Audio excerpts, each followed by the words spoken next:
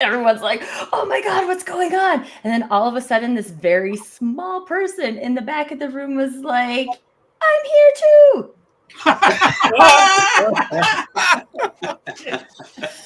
Oh, Funnier than mine last week, Tracy. oh, way funnier than yours, Alex. I think the funniest part is how much it cracks her up. I get this from my grandpa. My grandpa's like the king of laughing at his own jokes before he got to the punchline. I feel like at least it got to the punchline. Awesome. Nice. So, good morning, good afternoon, good evening, and good day from wherever you are joining us. Welcome to another edition of the Digital Download, which is, I got it, guys, the longest running weekly business talk show on LinkedIn Live, now globally syndicated on the IBGN radio network. Boom. Today, That sounds really good, doesn't it? Yeah. it really, it sounds like we've got something there, doesn't it? Do you think? You could be onto something. Today, our plan is to be speaking about how do marketing executives operate in tough economic times. We're hoping to have a guest, Eric Eden, help us with the discussion. Eric is a fractional CMO and likes to be fashionably late. He is an executive in residence at Information Venture Partners and has helped 30 different portfolio companies bring that unique perspective to our discussion. Before we bring Eric on, provided he arrives, we're going to go around the set and introduce everyone. While we're doing that, take as long as you like. Invite a friend. Invite two. Yeah. Yes. Or Ping three. them. Have them join us. We strive to make the Digital Download an interactive experience. Audience participation is highly encouraged. So, with that, introductions. Tim, would you kick us off, please? Is it because maybe he doesn't realize it's Thanksgiving or something? That could be. Well, it's Black Friday, hence the black. Maybe he's out. Well, yeah, maybe he's out getting some bargains. That's right. TV or something. You can't blame him, really, can you? No, really. You need more stuff. Yeah. That's what the marketers tell you, anyways. Yeah, let me introduce myself. I'm Tim Hughes. I'm the CEO and co-founder of DLA Ignite, and I'm famous for this gramophone in the back of The little yellow thing next to it. yeah, I'm famous for the book Social Selling Techniques to Influence Buyers and Change Makers, which isn't sending spam on social media. I noticed the other day, Tim, that you've got an open reel tape deck behind you, and then you've got a little wool. Is it a wool drawing of it framed on the wall above it? No, that's a signed photograph by Soft Cell. You're kidding. No. How cool is that, eh? How did Adam not know that, but I knew that? That's weird. Yeah. Oh, is Excellent. it me? Okay. Thank you for that. Tracy, yes. We're supposed to take a long time, right? You said, Rob. Yes. I Vamping. can keep talking if you want me to. I think we're good. Oh, maybe we'll have another episode about humor in the workplace today. My name is Tracy Morrison. I am calling into you from my mother-in-law's house today, hence the different background, but I do have my pink headphones, so you can't mistake me for someone else. Founder of TLB Coaching and Events, proud partner of DLA Ignite, and we're all about authentic marketing. So I'm super excited about this conversation today. And Tracy, I've got a question for you about your background. Sure. Is it like Nadia's wardrobe behind you? Is that because there's like two doors? It's like a computer game, isn't it? Do you take one is a door right. and one is a closet? Right. Which is which, though? I don't know. You guys have to guess. That's part of the game. Well, the closet's the thinner one, maybe. Oh, incorrect, actually. The closet's the thicker one. This one. That's the closet. Oh, yeah. It's got two knobs on it for the Accurate. Awesome, Tracy. Thank you. Welcome. Alex. How long do we need to fill, Rob? Still no sign.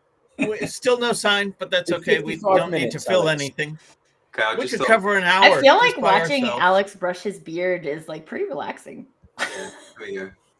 It's, scruffy yeah, today. that's how you feel relaxed. It doesn't cause Why have you moved your tension mic or up, a little Alex? irritation or Well, it's normally hidden well out Right. of the way up here Okay. somewhere, but I'm trying to demonstrate that I'm a podcaster. Like a podcaster. Yeah, it's kind of. you've got the get it man into bun, my- the beard, the mic. You're a total hipster. There we go.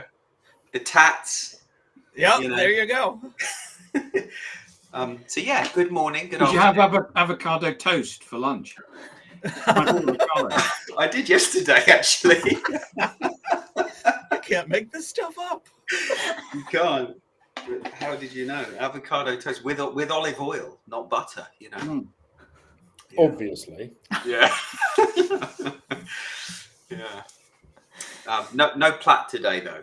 No plat. I got a wonderful comment from Adam on Tuesday morning where I was wearing a plat instead of this, and he called me an utter begins with W. No, that's not strictly speaking true. You offered that up as being one of the options, and that's the one that I chose. There's a big difference. Thanks, Andrew. So Andrew says, "Good afternoon, morning, everybody. Can someone tell a joke or do a dance to entertain the viewers?" Oh, I talked about bringing my tap shoes, but I'm not my mother-in-law's, so I don't have my tap shoes. What we can do, And though, we must wave to Andrew. Yeah, I was going to say we wave. can Yeah, wave. wave to Andrew. So as we're going to go out on radio, what we do is we wave to Andrew and he waves back, Yes. but we can't see him. It's a joke. Andrew did ask if someone could tell a joke. There you go. You didn't ask if someone could tell a good joke, though. No. That's like an Adam comment. Yeah. Well, thank you for that, Alex. Welcome. Adam. Did Alex actually say who he is? I didn't. So my name is Alex Abbott, the founder of Sapiro and the creator of the Conversation Operating System. And I am thrilled to be part of this wonderful conversation today, with or without a guest, because I'm with you fine people and our audience. And I'm a proud DLA Andrew. Ignite partner. Sorry, I forgot to say that last week. Andrew's just sent in a comment. He says one day he's going to send us a video of him waving back. Wouldn't that be wonderful? Would. Yeah, actually, Andrew, if you post it on LinkedIn whilst we're live, we'll screen share it so everyone else can see you waving back. Do it the day that Alex is hosting, because I have no idea how to do that from a technical perspective. Thank you, Alex. Adam, good morning. Welcome. Good afternoon. Welcome. Good afternoon. I'm Adam Gray. I'm co-founder of DLA Ignite with Tim, and I'm delighted to have Alex and Tracy on the team, and Rob, of course. But seeing as you're running the show today, actually, you're kind of taken as a given.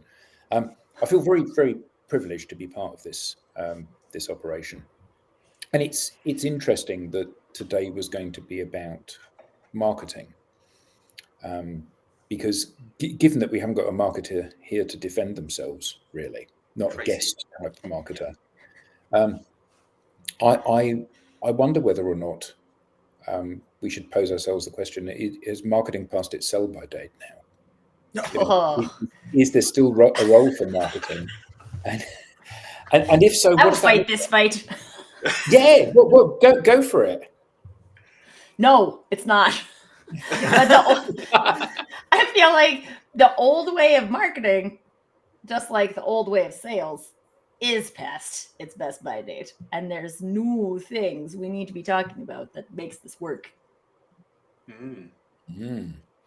So I did an interview with a guy recently who's done research of CMOs. Now, really, you got to remember when you do research, you're looking through the rear view mirror rather than the front screen.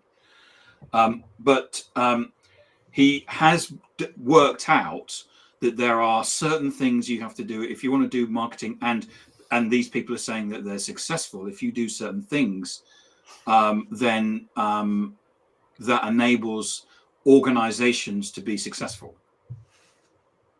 in marketing.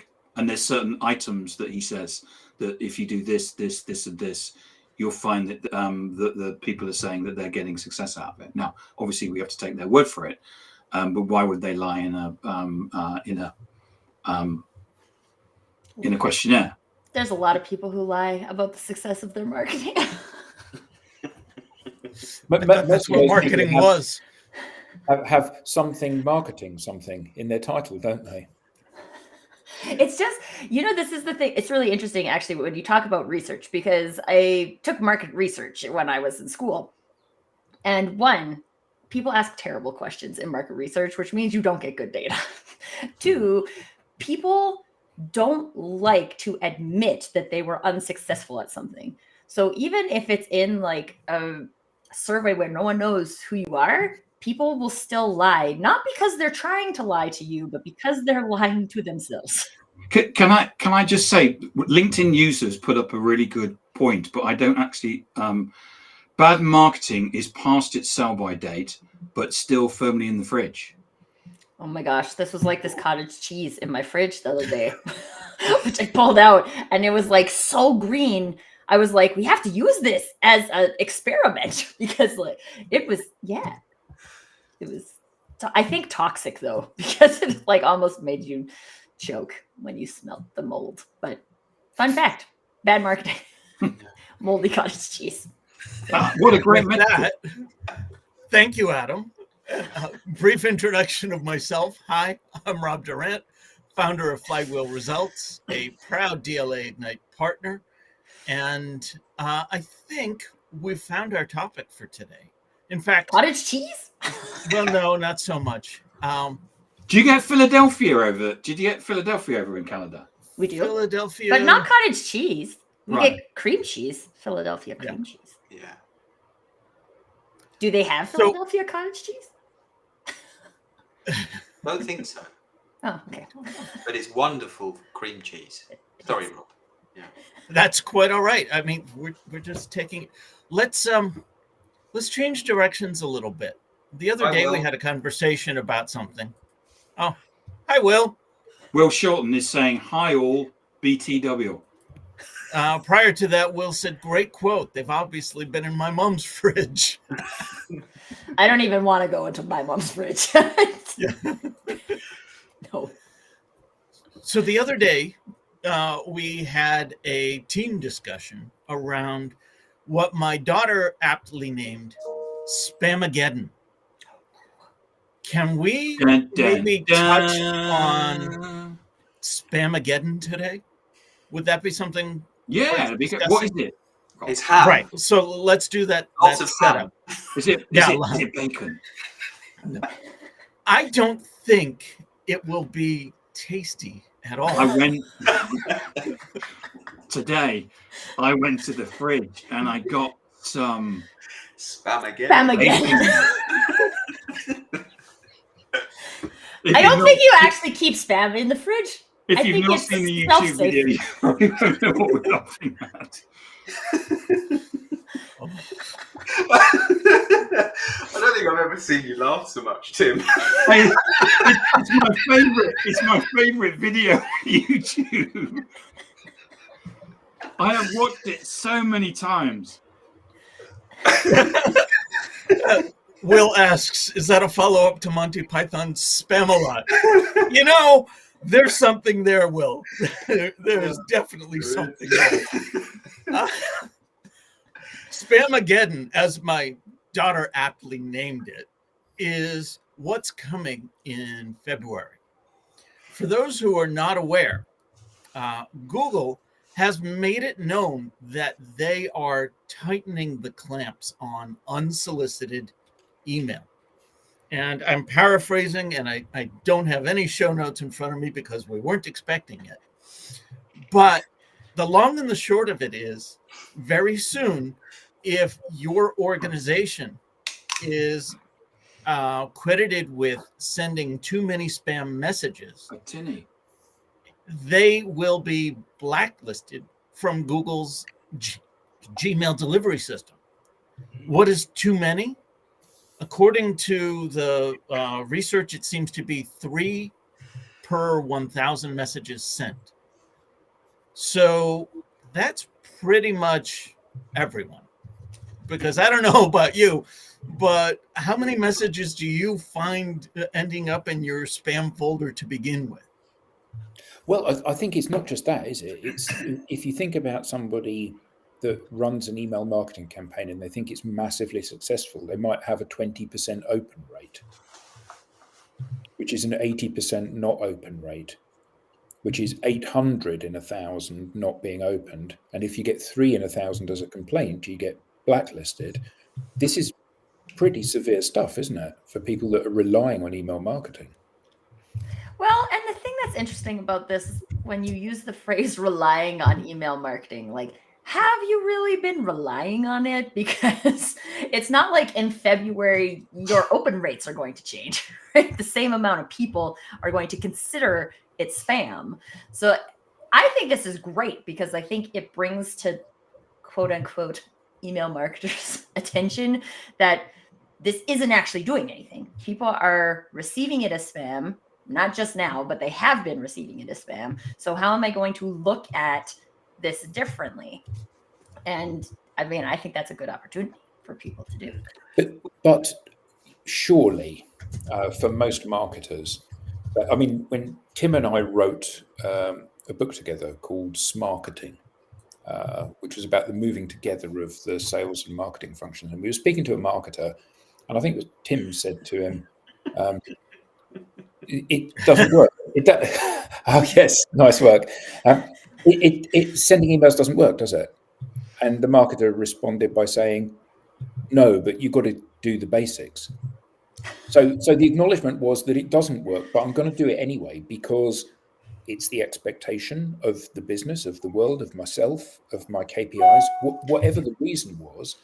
The idea that you would stop doing it was just not even on the table.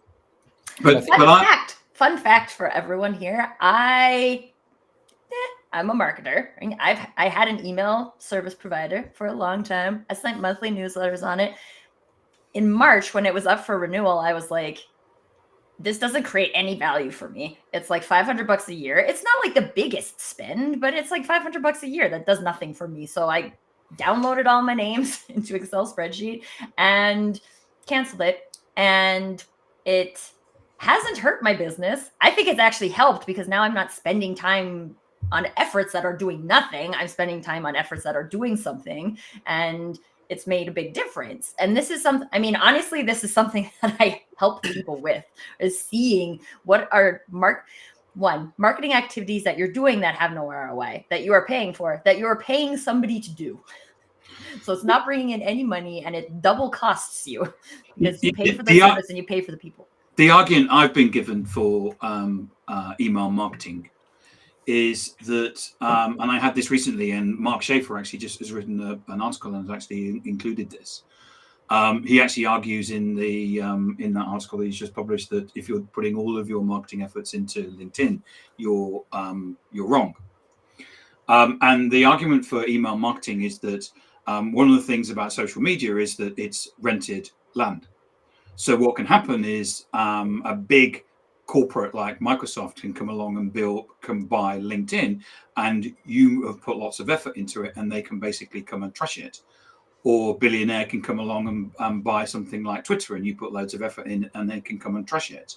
So you're building your company on renting land, and so it's been argued to me. And when the podcast went out, there was loads and loads of basically comments, which was, the first thing you need to do whenever you set a company up is build an email list, de facto. And I think it's not bad. It's not bad to have an email list. It's not bad to have, even if you're building on social media, to store that information somewhere. But I think what people miss is just having the email list, just collecting the email doesn't actually accomplish anything. Yeah, I've had someone once said to me, I don't have time to talk to you about social selling because I'm too busy building my the mailer I'm going to send out. Somebody actually said that to me.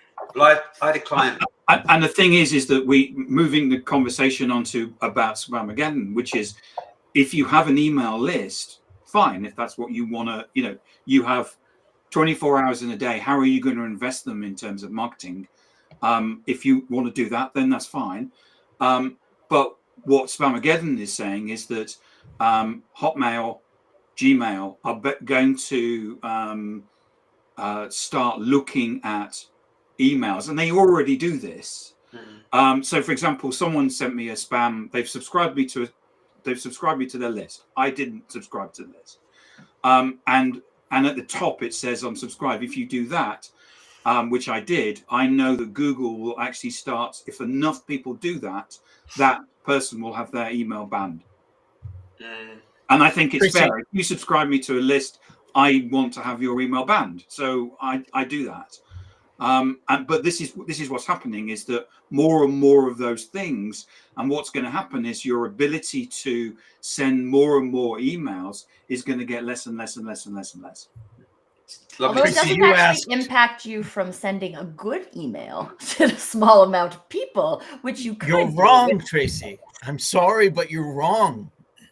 Because first you asked, do people actually rely on it? And our comment from earlier says bad marketing is still firmly in the fridge. They are relying on it.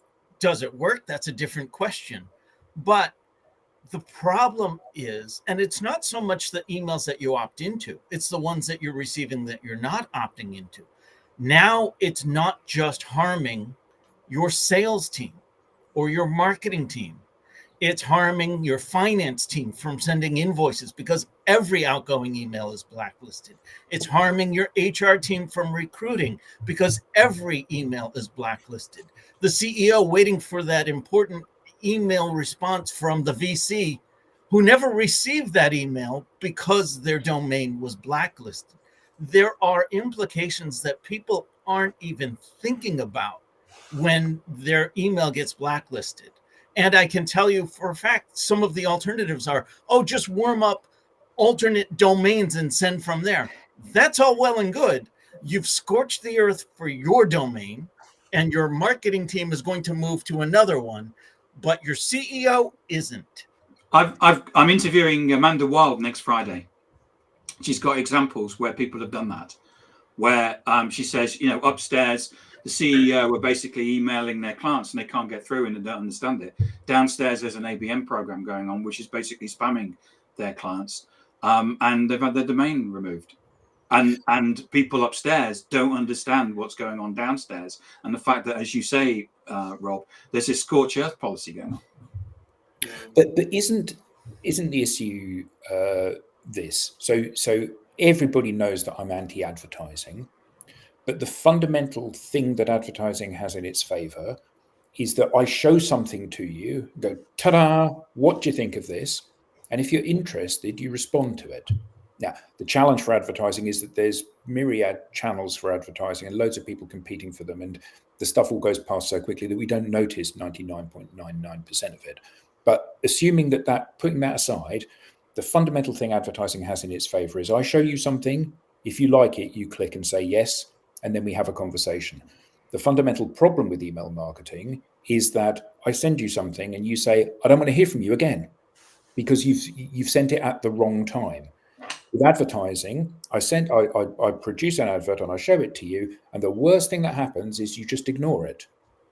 With email, the worst thing that happens is you hate me as a result of sending you another email. Now, people will argue, but if you've subscribed to an email list, it's because you really want it. You really want that content, as we all know, because and therein is part of the rub. We click yes, I'll subscribe to that email list in order to get that 10% offer or whatever it is. But 99% of the emails that come from somebody unsolicited, it's different if it's one of you guys or a client that I'm talking to, but for people, for the most part, 99% of it is unsolicited, and I immediately block it or delete it or mark it as spam. But the issue for organizations is that, yes, you want to build an email list, but it's really difficult to build a big email list. Therefore, you have to go outside of that and go for lookalike audiences. So you're reaching out completely cold to people that the AI or whatever has suggested might be a similar lookalike audience. And that's a good way to spread bad feeling outside of your immediate audience, isn't it? Well, and the other problem is when a brand or an organization makes it that one step too difficult to unsubscribe. So that you're then more likely to hit the spam button because it's easier to unsubscribe. It's when you go to unsubscribe, and as you get close, it moves. Or people create like so many lists and they like subscribe you to a whole bunch of lists, and then you can only individually unsubscribe for the list. So you have to like Time stealers. Okay, so I've got a Mac. An email arrives in my inbox. So what we are recommending to people is you scroll up to the very top of the email and click the thing that says, it looks like this comes from a mailing list. Do you want to unsubscribe? And you click that button rather than go to the email to the bottom of it and click the unsubscribe link. I do both. And create a rule so that it always goes into the bin afterwards. Belt and braces. Absolutely. And suspenders. Which is braces in America. Yeah. Thanks for clarifying that. It's entirely different. No, braces in America go on your teeth. Yeah. So, like, this is the thing I always wonder about these types of marketing efforts, especially if people are like depending on them, right? Like, we all experience spam email, right? Like, I don't think there's anybody on the planet who has an email address who doesn't experience spam email. So we know what it's like to get spam email. We know the experience of the receiver, yet still from a business perspective, we create it. This is the thing that's different. That's different, Tracy, because my product's really good. And so I wanted, while you were talking, Adam, I thought of an example because there's a local chocolate company called Jacek Chocolates. I don't think they sell internationally, but anybody from Canada is listening, you should buy them. They're delicious. I'm on their email list because I love their chocolate and because I know one of the owners. But every single time I get one of those emails, I open it and I don't always buy chocolate, but I'm always interested to see what's there. There's a handful of business. One of my favorite email newsletters is from a lady I met on LinkedIn, Sarah Beth Burke. She does research on professional identities. And every time she sends an email, I'm like, this is so good. And I think she sends them, I don't know, once a month. I don't even think she has a regular schedule of sending them. The chocolate ones come out when there's a new collection, right? There's no regular cadence. But because I have a relationship with the brand, I have a relationship with the email. But I don't have a relationship with the brand because of the email. I have a relationship with the brand because of something else. And I think that that's something that a lot of businesses miss in the email, is that they think they're building a relationship with the email. And personally, I've never seen that happen. I've never seen someone build a relationship through email. Seth Godin famously said, Adam told me he did anyway. Must be true then, if I said it. Yeah, absolutely. Yeah. So Seth Godin said, what you should do is not send your newsletter 1 week or 1 month and see how many people ring up and say, you didn't send your newsletter out. Right. But that is alluding to an email list that people have opted into. I contend that the majority of the spam email that I receive are from emails that I clearly did not opt into.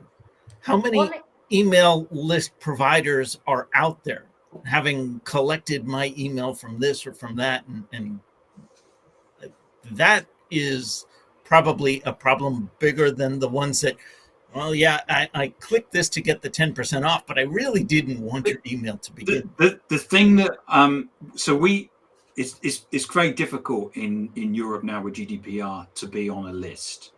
You will have probably subscribed.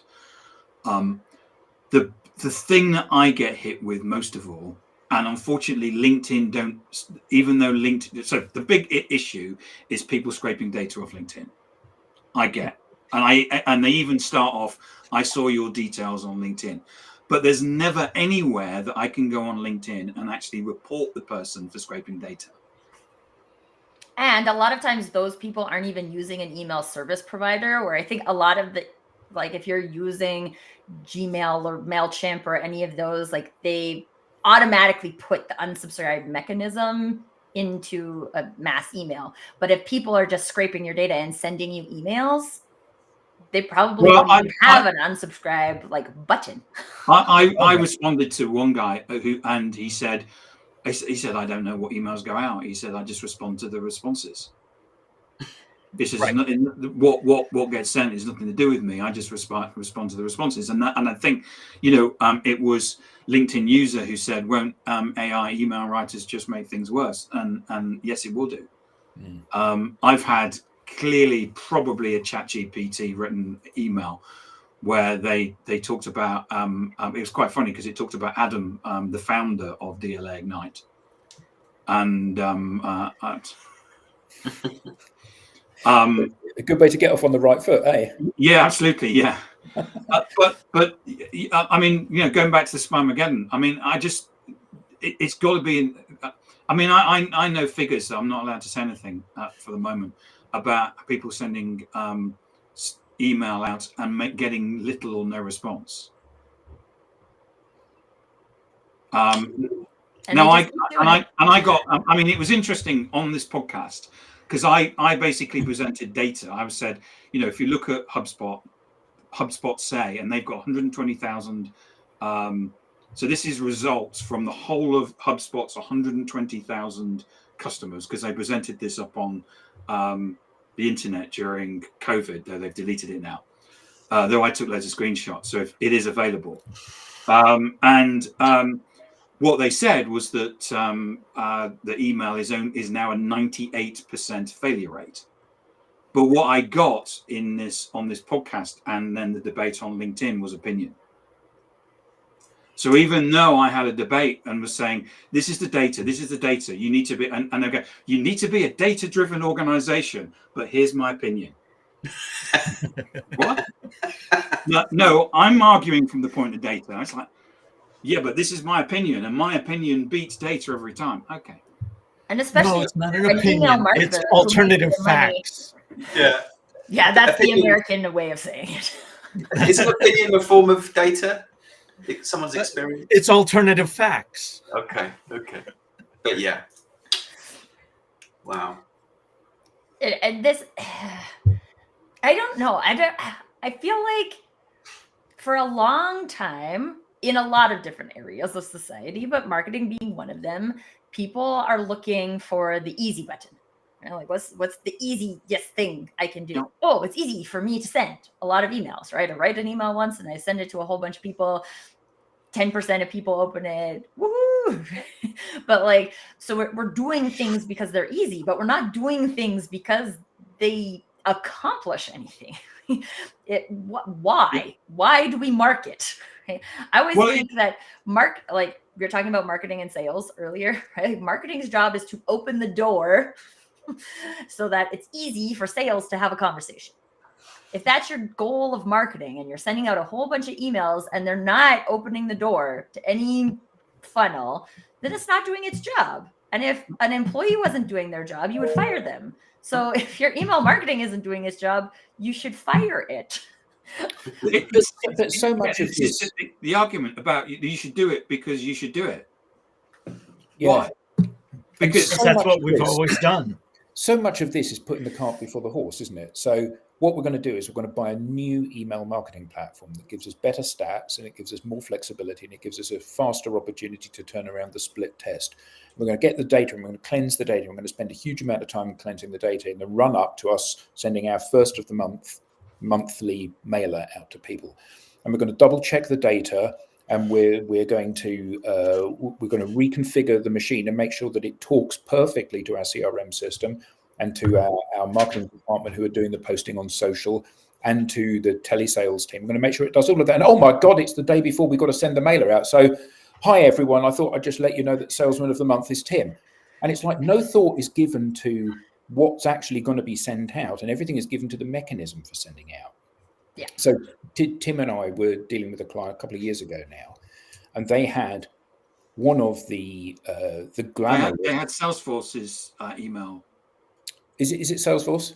Right. So they had they had a prestige email marketing tool, and I kid you not, we were told this tool that we have is not fit for purpose, so we're changing to this tool, one of Oracle's. Eloqua. Yeah, and that will make all the difference. So you've got a 0.001% open rate and response rate, and you're going to change to a different platform, and all of a sudden that's going to revolutionize everything. And the problem is that these people in the UK, they've sat through their Chartered Institute of Marketing exams, and everything that their qualification has taught them and their education in marketing has taught them is based on how things used to be, not on how things are today.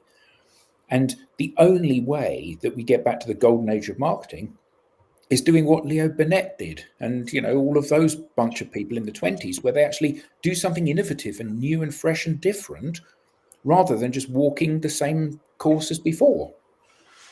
Can I bring out Andrew's comment?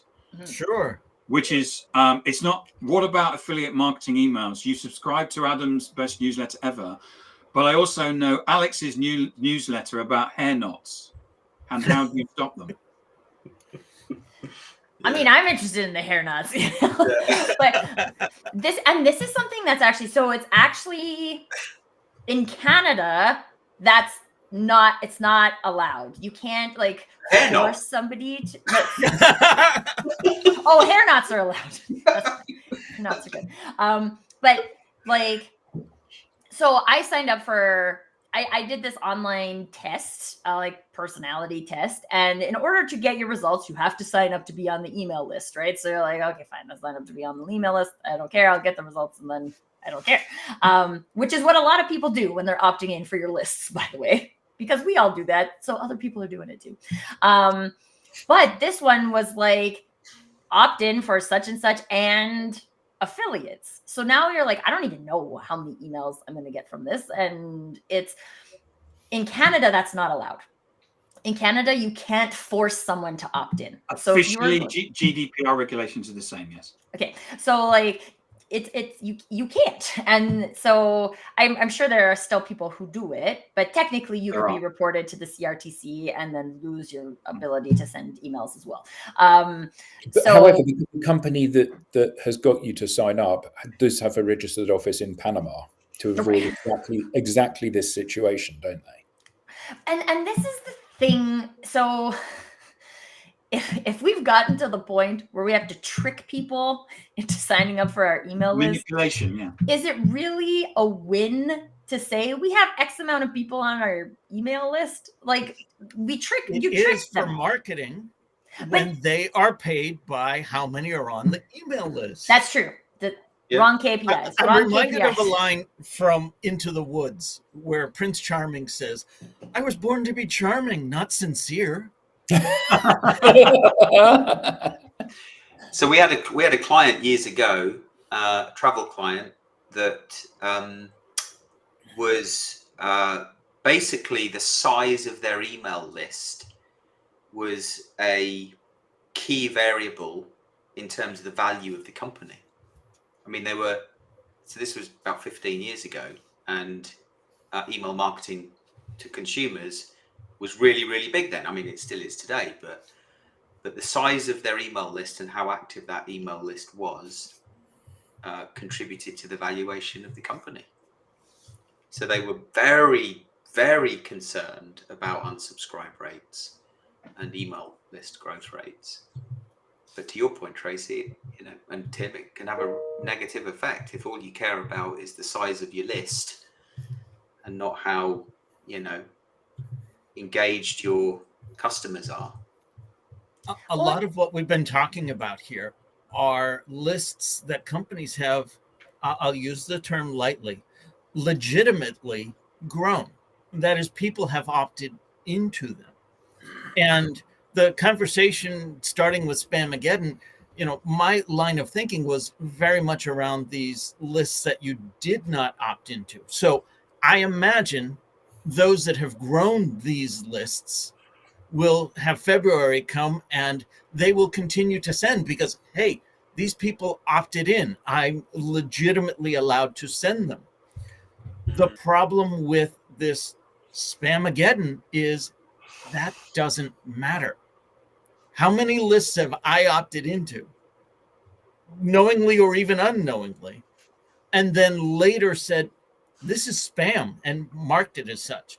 Not that it had any effect at that time, but now it's going to. So even saying, well, they've opted in, they've double opted in, is not going to protect your marketing team, is not going to protect your HR team, is not going to protect your domain at all. But I think there's a difference here between what should happen and what does happen.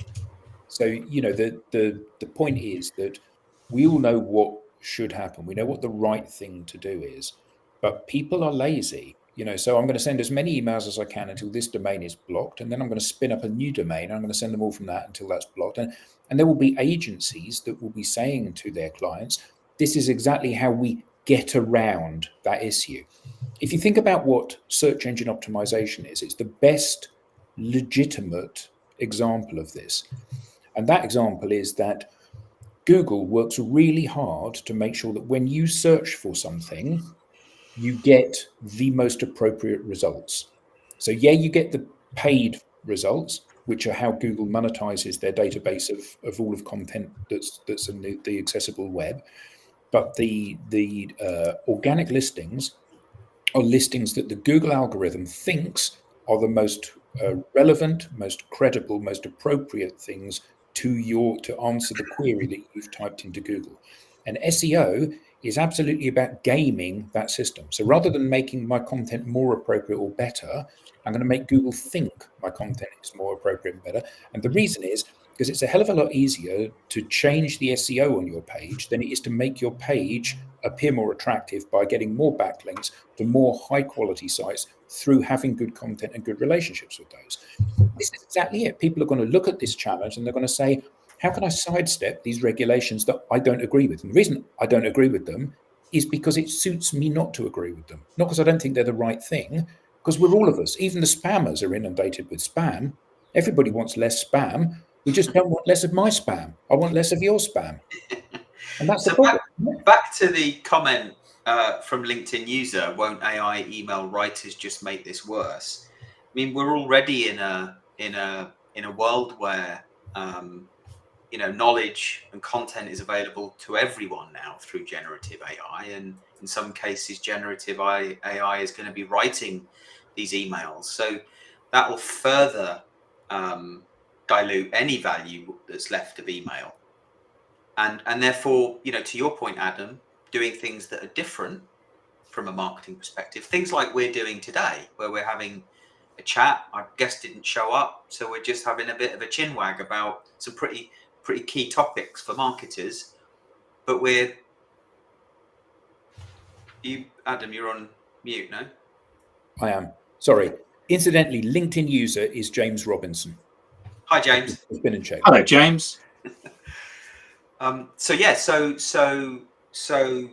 I think that means that people should be stepping up and getting in front of the camera and doing things that means it's obvious that they're a real human being with a personality as opposed to an AI chatbot. But do people know how to do that? No. This is the challenge, right? Like anyone, like probably my 5-year-old could figure out how to send an AI content generated email on an email service provider, right? Like I don't need any special skills to do that. I don't need to know a huge amount about the company even. That's easy, right? I can do that.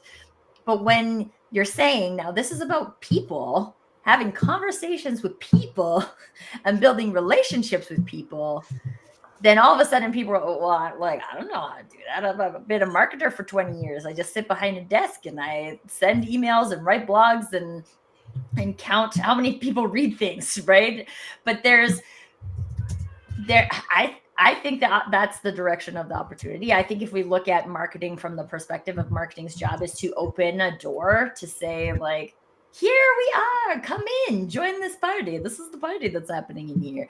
Then we have to, one, accept the fact we haven't been doing that. We haven't been. So let's just check our egos for a second and say, okay, market it. Maybe we thought, although if you look at the data, I don't know how you could think this, that we were doing that, but we're not. So how are we going to? And how would we as a brand open that door to our party? Well, isn't this what marketers are trying to do when they build communities? But then, the problem is they're not then treating everyone in that community as a human being. They're still marketing to them. Well, and I think Apple is an interesting example here, because I think Apple does a great job of creating a community and inviting people into it and then upselling people. They're like the geniuses of that. Now, does that mean that every single person has that experience? No, right? Because once you've gotten to a place where you have that many people you're trying to create community for and belonging for, you can't, right? Like, it's not possible to do that for 8 billion people on the planet. But most brands, like, this is the thing I always think is interesting. Apple still has less than 50% of the iOS market. Like, it's not the industry leader on iOS. It's a small, I don't know, last I thought was 27% or something. It might be bigger now, but I don't think it's 50. And what do you mean by that? Sorry. The cell phone market, Tracy. Yeah. Okay. So like people, like lots more people use More Android. people buy Android. Google and Samsung's, right, other things. And so, but it doesn't feel like that. No, but Apple do have, they have, like you said, 27% of the smartphone market, but they do have something like 80% of the smartphone profit. Yeah. Okay. Well, because they've got just a very intelligent profit model, right? And it's different, but people don't buy it because of the pricing. Like, it's expensive to get an iPhone, right? People aren't just like, this is the cheap one, so I'm going to get it. That's not why you choose an iPhone. You choose an iPhone because you want to be part of something, right? You want to be part of this community of innovation that Apple has created, which doesn't exist with other smartphone. No, but I think that the point is that Apple have got a very different model for how they empower customers. So you can go into an Apple store, you can take your Apple laptop, you can probably do it with a PC if you don't mind being laughed at, but you can take in your MacBook, you can put it on the counter, you can use their Wi-Fi, and you can literally work in their shop all day, and at no point will anybody ask you to leave. At no point. They are genuinely there to try to help you, and as a result of that, you do not feel pressured into buying from them, but you do buy from them. So none of the geniuses or people that work in the store are incentivized to sell stuff. They're incentivized to help you, and when they've helped you, you think, actually, this seems like a really good buy. I'll buy one of these. That's how they make their money. The problem, in my experience, for organizations that say, we want to build a community around our product or around our business, you go, that's a really good idea. And then at some point during the conversation, they say, and we're going to monetize that by doing, and that's exactly the wrong point. The point is, we learn behind you, Rob. I know. I heard the footsteps coming. we learned really early on that the best way to sell things was not to sell things. The best way to sell things was to genuinely try to help people and give them good advice. And then if they choose to buy from you, great. If they choose to go somewhere else, okay, maybe they'll go somewhere else, learn their lesson and come back to us at some point in the road. Maybe they won't, but they weren't the right fit for us. But as soon as people talk about monetizing, it's again about shortcutting that thing. I want you to buy from me because you want to buy from me, not because I've spammed you into it or tricked you into it or offered you an incentive. It's not about that. It shouldn't be about that, should it? And I think, I do think it's different too, depending on like what you're selling, right? And how long you want to keep your clients. I always say this, if you're selling a bag of crisps or chips, that's transactional, right? I'm probably not going to have a huge relationship with the vending machine, but so that's fine, right? If you want to say like you go to the grocery store and they're like, these chips are 3 for $5. Well, maybe I'll buy those chips instead of the other chips, right? Because I don't have a relationship. And that's when brand really matters, right? Right. But on the other side, there are things that, like, I'm a big fan of Disney, and Disney doesn't go on sale. Right? You can get night packages, like buy 5 nights and get one free, but you can't go to the park one day and get a discount on your. There's no Black Friday sales for Disney. No. There might be on merchandise, but there's not on like experiential things, right? It doesn't go on sale. And there are lots of things that, like, I don't know that Teslas go on sale, right? They're for sale, but I don't think they go on sale, right? Like, this is also about, like, who are you as a brand? Because yeah, it's easy. Like, I don't even want to look at my email today because the number of Black Friday emails I got yesterday on Thanksgiving, and it's not even Canadian Thanksgiving, but like, this is annoying. This is supposed to be Thanksgiving. You're already like, Black Friday early. Like, get out of my inbox. And like, I know my husband did some Christmas shopping yesterday because he's like, well, I might as well get a Black Friday deal. But I've done all my Christmas shopping today. Right.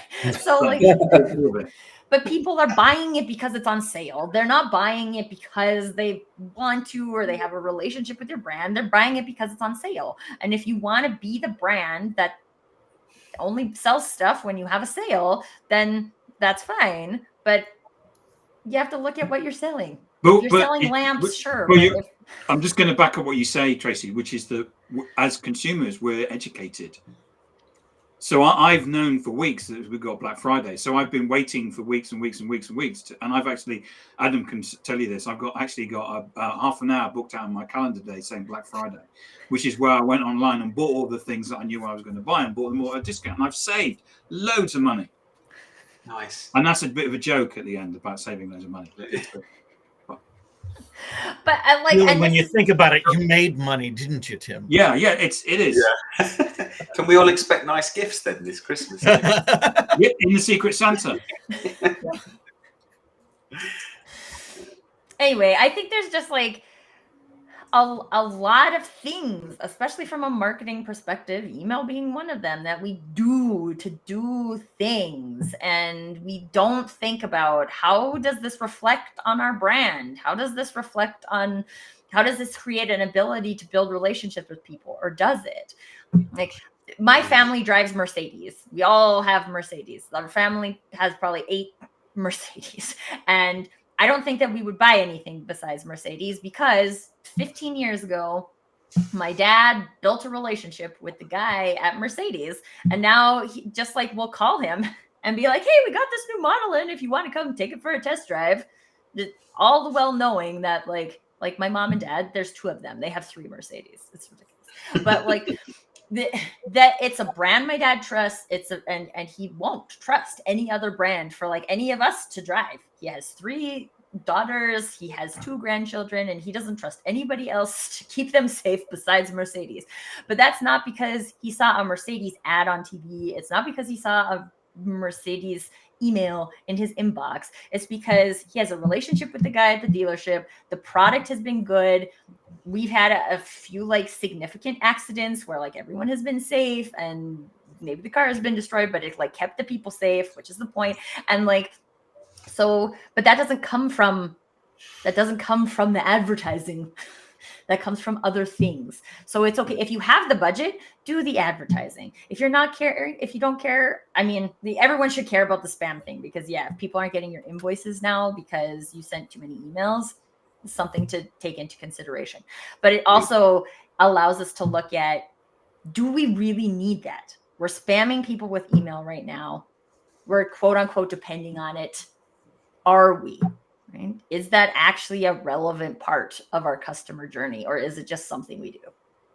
Yeah, but remember the old joke about the man and his wife kind of goes nuts, and he takes her to the doctor, and he says, Doctor, my wife thinks she's a chicken. And the doctor says, well, you need to have her committed. She needs to be put in an institution. And the man says, well, I would, but we need the eggs.